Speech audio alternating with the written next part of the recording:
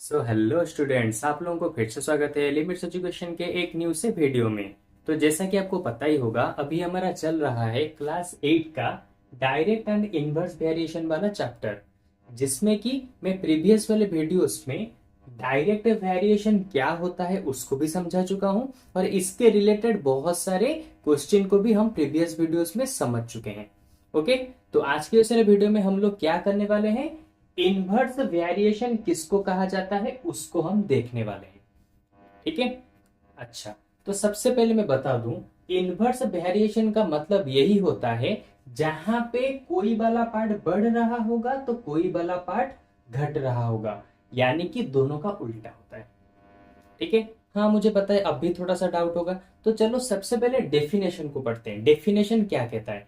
Definition बोल रहा है, if two quantities are related in such a way that in increase in one causes corresponding decreased in the other and vice versa, then such a variation is called an inverse variation. Inverse variation का मतलब होता है, अगर कोई वाला part बढ़ रहा होगा तो उसका ऑपोजिट वाला पार्ट वहीं पे घट रहा होगा। देखो, ये वाला पार्ट देखो बढ़ रहा है और ये वाला पार्ट क्या हो रहा है, घट रहा है धीरे धीरे धीरे धीरे। ठीक है। तो इस तरह के वेरिएशन को, वेरिएशन का मतलब होता है बदलाव। यहाँ पे बदलाव किस तरह से हो रहा है, बड़ा होता जा रहा है, और यहाँ पे बदलाव धीरे धीरे छोटा होता जा रहा है। तो इस तरह के बदलाव को कहा जाता है इनवर्स वेरिएशन।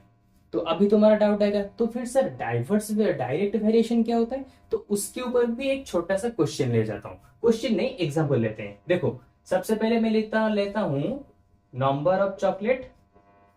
ठीक है, नंबर ऑफ चॉकलेट, ये वाला डायरेक्ट वेरिएशन का एग्जाम्पल है। मैं तुम्हें अच्छे से यहाँ पे कंपेयर करके बता सकूं इसलिए ले रहा हूं। देखो, डायरेक्ट में मैं यहाँ पे लेता हूं नंबर ऑफ चॉकलेट, उसके साथ यहाँ पे लेता हूं प्राइस। ठीक है। सबसे पहले एक चॉकलेट का प्राइस 2 रुपीज, 2 चॉकलेट का प्राइस 4 रुपीज, 3 चॉकलेट का प्राइस 6 रुपीज। देखो, उसके बाद 4 चॉकलेट का प्राइस 8 रुपीज। ओके। यहां पे देखो डायरेक्ट वेरिएशन में क्या होता था, ये इस साइड में देखो बड़ा होता जा रहा है, तो इस साइड में भी देखो धीरे धीरे बड़ा होता जा रहा है।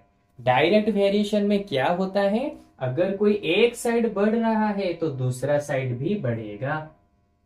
अगर कोई एक साइड कम होता जा रहा है तो दूसरा साइड भी कम होता जाएगा। देखो, ये वाला साइड बढ़ रहा है तो ये वाला साइड भी अपने साथ बढ़ रहा है। तो डायरेक्ट वेरिएशन में क्या होता है, दोनों के दोनों बढ़ते हैं एक दूसरे के साथ। ओके। या फिर अगर कम होंगे तो दोनों मिलकर ही कम होते हैं। लेकिन इनवर्स वेरिएशन में क्या होता है, देखो यहां पे देखो ये वाला बढ़ रहा है लेकिन ये वाला घट रहा है, उल्टा हो रहा है। देख रहे हो? तो इसको कहा जाता है इनवर्स वेरिएशन। जैसे कि यहां पे एग्जांपल दिया है, speed, speed kilometre per hour. मान लो तुम्हें कहीं पे पहुंचना है, तो अगर तुम 30 किलोमीटर के स्पीड के हिसाब से चलते हो तो तुम्हें 12 घंटे लगेंगे। स्पीड को बढ़ाओ, 40 किलोमीटर आ गया तो अब ज्यादा तेजी से चलोगे तो टाइम अभी कम जाएगा। और स्पीड को बढ़ाओ, 60 किलोमीटर कर दो, तो अभी देखो अभी तुम्हें टाइम और भी ज्यादा कम लगेगा। फिर स्पीड को और भी ज्यादा बढ़ाओ तो अभी देखो टाइम तुम्हें और भी ज्यादा कम लगेगा।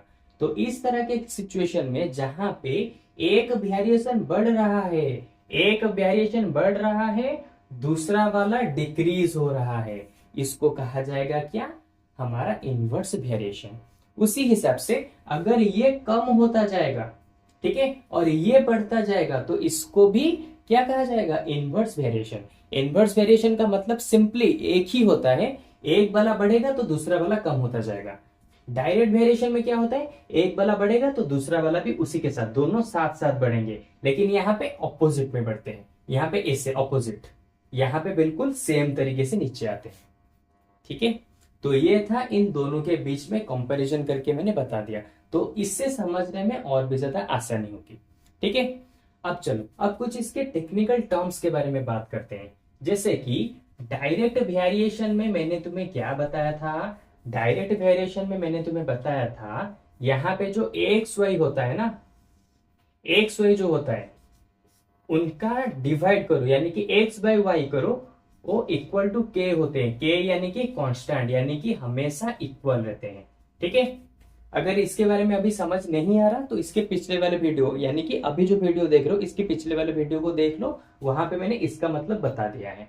ठीक है, अच्छा सेम चीज यहां पर भी होता है लेकिन थोड़ा सा अलग होता है। कैसे अलग होता है देखो, डायरेक्ट वेरिएशन में एक्स पार्ट को वाई पार्ट के साथ डिवाइड करते थे तो जाके कांस्टेंट निकलता था, लेकिन क्योंकि इनवर्स वाला पार्ट थोड़ा सा उल्टा है तो हम यहाँ पे डिवीजन का उल्टा करेंगे। यानी कि डायरेक्ट वेरिएशन में एक्स डिवाइडेड बाय वाई करते थे तो कांस्टेंट निकलता था, लेकिन इनवर्स वेरिएशन में एक्स के साथ वाई को मल्टीप्लाई करोगे तब जाके कांस्टेंट निकलेगा।